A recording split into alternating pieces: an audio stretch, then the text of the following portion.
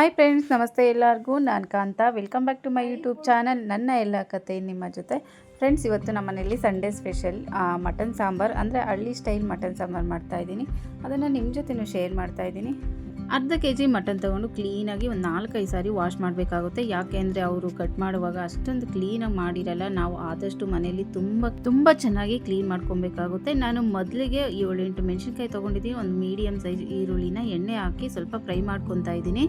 ಖಾರದ ಪುಡಿ ಆದರೂ ಹಾಕ್ಬೋದು. ನಾನು ಮೆಣಸಿನ್ಕಾಯಿ ಹಾಕ್ತಾಯಿದ್ದೀನಿ. ಖಾರ ಇನ್ನೂ ಸ್ವಲ್ಪ ಜಾಸ್ತಿ ತಿನ್ನೋರು ಇನ್ನೂ ಸ್ವಲ್ಪ ಒಂದು 4-5 ಮೆಣಸಿನ್ಕಾಯಿ ಎಕ್ಸ್ಟ್ರಾ ಹಾಕ್ಕೊಬೋದು.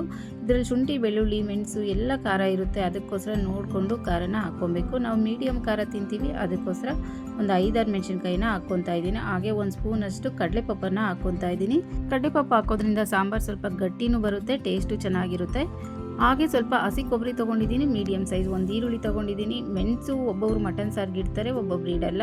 ನಾನ್ ವೆಜ್ಗೆ ಮೆಣಸು, ಶುಂಠಿ, ಬೆಳ್ಳುಳ್ಳಿ ಇಂಪಾರ್ಟೆಂಟ್ ಆಗುತ್ತೆ. ಅದಕ್ಕೋಸ್ಕರ ನಾನು ಸ್ವಲ್ಪ ಹಾಕಿದ್ದೀನಿ.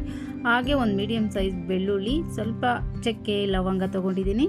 2 ಇಂಚಷ್ಟು ಶುಂಠಿ ತೊಗೊಂಡು ಕಟ್ ಮಾಡಿ ಇಟ್ಕೊಂಡಿದ್ದೀನಿ. ಹಾಗೆ ಫ್ರೈ ಮಾಡಿರೋ ಅಂಥ ಈರುಳ್ಳಿ, ಮೆಣಸಿನ್ಕಾಯಿ, ಕಡಲೆಪಪ್ಪನ ಹಾಕ್ತಾ ಇದ್ದೀನಿ. ಮಿಕ್ಸಿ ಜಾರ್ಗೆ ಹಾಕ್ತಾ ಇದ್ದೀನಿ. ಹಾಗೆ 2 ಸ್ಪೂನ್ ಧನಿಯಾ ಪೌಡರನ್ನು ಕೂಡ ಹಾಕ್ತಾ ಇದ್ದೀನಿ. ಟೊಮೆಟೊ ಬೇಕಿದ್ರೆ ಹಾಕ್ಕೊಬೋದು, ಇಲ್ಲ ಅಂದರೆ ಇಲ್ಲ. ನಾನು ಸ್ಕಿಪ್ ಮಾಡಿದ್ದೀನಿ. ನಾನು ಸಾಮಾನ್ಯವಾಗಿ ನಾನ್ ವೆಜ್ಗೆ ಟೊಮೆಟೊ ಯೂಸ್ ಮಾಡಲ್ಲ, ಯಾವಾಗಲೂ ಅಷ್ಟೇ.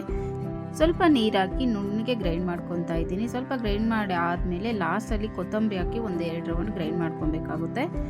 ಫಸ್ಟೇ ಹಾಕ್ಬಿಟ್ರೆ ಆ ಕೊತ್ತಂಬರಿ ಎಲ್ಲ ತುಂಬ ಗಂಧ ಥರ ಆಗಿಬಿಡುತ್ತೆ, ನುಣ್ಣಗೆ ಹಾಕ್ಬಿಡುತ್ತೆ. ಅದಕ್ಕೋಸ್ಕರ ಲಾಸ್ಟಲ್ಲಿ ಹಾಕ್ಕೊಂಡು 1-2 ರೌಂಡು ಹಾಕ್ಸ್ಕೊಂಡ್ರೆ ಸಾಕಾಗುತ್ತೆ. ನೋಡಿ, ಈಗ ಮಸಾಲೆ ರೆಡಿ ಆಯಿತು. ಈಗ ಸ್ಟವ್ ಮೇಲೆ ಕುಕ್ಕರ್ ಇಟ್ಟಿದ್ದೀನಿ. ಕುಕ್ಕರ್ ಬಿಸಿ ಆದಮೇಲೆ 3 ಸ್ಪೂನಷ್ಟು ಎಣ್ಣೆನ ಹಾಕ್ತಾಯಿದ್ದೀನಿ, ಅಡುಗೆ ಎಣ್ಣೆನ. ಅದರಲ್ಲಿ ಸ್ವಲ್ಪ ಒಂದು ಅರ್ಧ ಈರುಳ್ಳಿಯನ್ನು ಫ್ರೈ ಮಾಡ್ತಾ ಇದ್ದೀನಿ. ಫಸ್ಟ್ ಈರುಳ್ಳಿ ಹಾಕಿ ಫ್ರೈ ಮಾಡ್ತಾ ಇದ್ದೀನಿ. ಆಮೇಲೆ ಚೆನ್ನಾಗಿ ವಾಶ್ ಮಾಡಿ ಇಟ್ಕೊಂಡಿರೋ ಅಂಥ ಮಟನ್, ಅರ್ಧ kg ಮಟನನ್ನು ಹಾಕಿ ಅದ್ರ ಜೊತೆ ಎಣ್ಣೆ ಈರುಳ್ಳಿ ಜೊತೆ ಚೆನ್ನಾಗಿ ಫ್ರೈ ಮಾಡ್ಕೊತೀನಿ.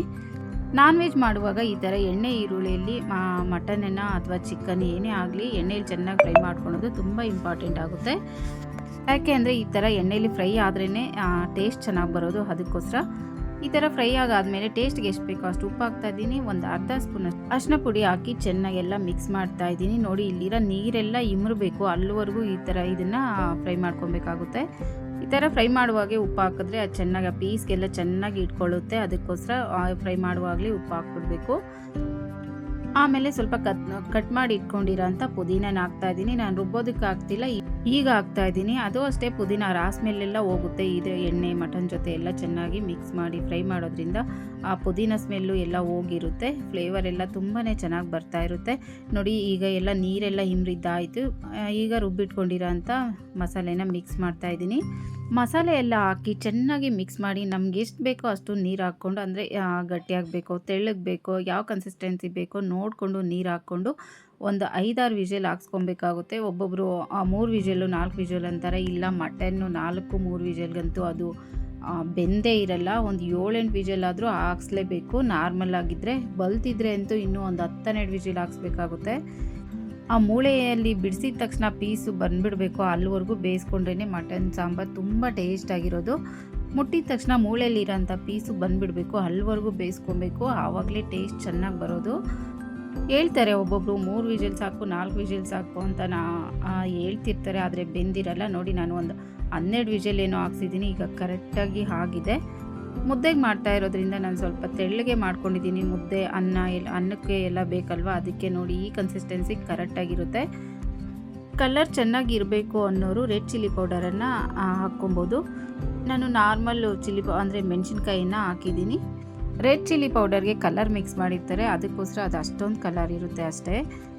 ಕಲರ್ಫುಲ್ಲಾಗಿರಬೇಕು ಅನ್ನೋರು ಬೇಕಿದ್ರೆ ಅದನ್ನೇ ಯೂಸ್ ಮಾಡ್ಬೋದು. ಫ್ರೆಂಡ್ಸ್, ಅಷ್ಟೇ, ಮುಗೀತು. ಸಿಂಪಲ್ಲಾಗಿ ಹಳ್ಳಿ ಸ್ಟೈಲಲ್ಲಿ ಮಾಡೋಂಥ ಮಟನ್ ಸಾಂಬಾರು ಮುದ್ದೆ, ಅನ್ನ, ಚಪಾತಿ, ದೋಸೆ, ಇಡ್ಲಿ ಎಲ್ಲದರ ಜೊತೆನೂ ತುಂಬಾ ಚೆನ್ನಾಗಿರುತ್ತೆ. ಬಿಸಿ ಬಿಸಿ ಮುದ್ದೆ ಮಟನ್ ಸಾಂಬಾರು ತಿಂತಾ ಇದ್ದರೆ ಬೇರೆ ಏನೂ ಬೇಡ ಅಂತ ಅನಿಸುತ್ತೆ. ಹಳ್ಳಿ ಸ್ಟೈಲಲ್ಲಿ ಮಾಡೋ ಮಟನ್ ಸಾಂಬಾರು ನೀವು ಒಂದ್ಸಾರಿ ಟ್ರೈ ಮಾಡಿ ಅಂತ ಹೇಳ್ತೀನಿ. ಫ್ರೆಂಡ್ಸ್, ಈ ವಿಡಿಯೋ ನಿಮಗೆಲ್ಲ ಇಷ್ಟ ಆಯಿತು ಅಂತ ಅಂದ್ಕೊತೀನಿ. ಇಷ್ಟ ಆದರೆ ಪ್ಲೀಸ್ ಒಂದು ಲೈಕ್ ಮಾಡಿ. ಹಾಗೆ ಯಾರೆಲ್ಲ ನೋಡ್ತಿದ್ದೀರೋ ಸಬ್ಸ್ಕ್ರೈಬ್ ಮಾಡ್ಕೊಂಡು ಸಪೋರ್ಟ್ ಮಾಡಿ ಅಂತ ಹೇಳ್ತಾ ಥ್ಯಾಂಕ್ಸ್ ಫಾರ್ ವಾಚಿಂಗ್.